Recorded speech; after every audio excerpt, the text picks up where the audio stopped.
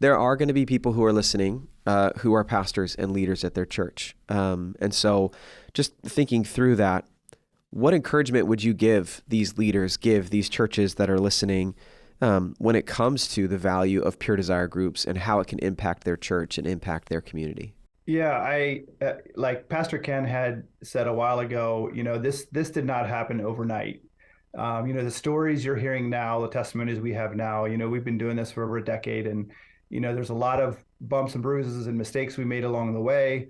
But just that initial push we had, just with senior leadership, it's hard to put a value on that. When you have that behind you, and if you are a pastor who is a senior pastor of a church, big or small, and you're kind of weighing the options, you do see culturally where we're at. You don't have to look very far, and we are living in a highly sexualized culture. And our kids, our youth, young adults, seniors, we're all affected by it. And it's time that we as a church, stepped out. And sometimes it's a big leap.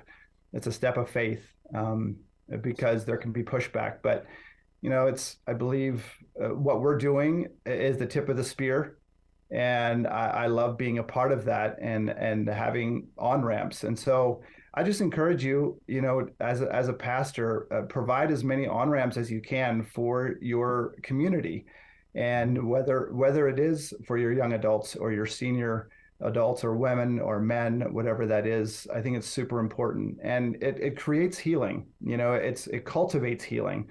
And yes, there will be messes along the way, but a lot of your fears will be alleviated when you see people walking in freedom, and we're set free. Just the power of your testimony, as people hear the testimonies. I'm just, reminded in my groups, I'll have, a senior guy, maybe in his 60s, and he's been dealing with sexual addiction for decades. And just seeing the fact that he can walk in freedom, and it's not too late. It's never too late. It's a terrible place to be when you feel hopeless. And if you want your community, your congregation to be walking in freedom, to be walking in the calling that God has given them, then we need to provide avenues for them to set them free. And it's a multifaceted way. There's intercession, there's prayer, there's counseling, but we also need to have competent leaders and provide on ramps with the pure desire groups to allow people to be set free. That's a really great question, Trevor. And I often ask that question, how do you create culture?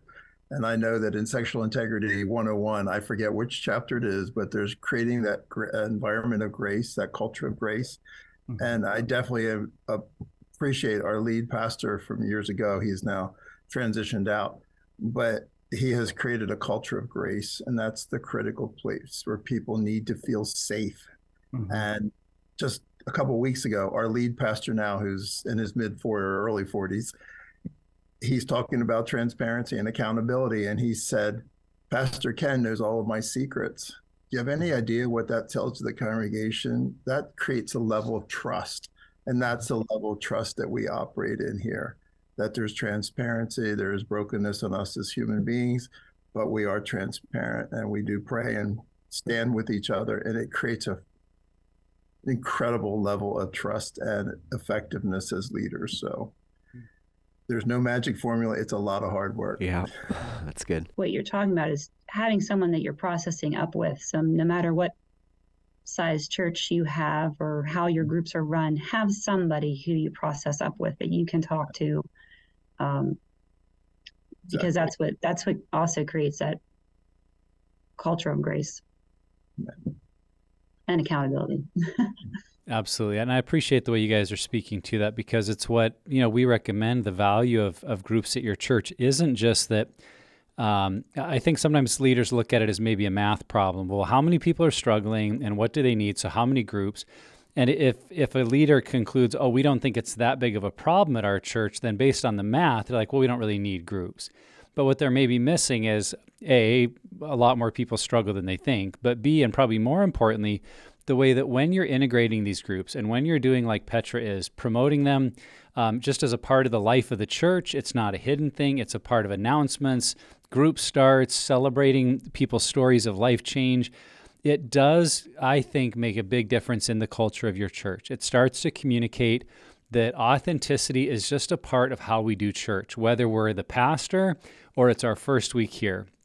That vulnerability and being able to be real and be shown grace in those places of our vulnerability is available to every person here. Again, whether you're the pastor or it's your first Sunday. And I think it's difficult to explain how valuable that culture is until you're experiencing it. Because in my opinion, I think a lot of churches feel that they have it. But if you were to ask, well, does it feel safe in this church to bring up sexual addiction, pornography, battles with past affairs, things like that? Many people would say, well, yeah, we don't talk about that here. And I think the reality is if you don't talk about it, it's not safe.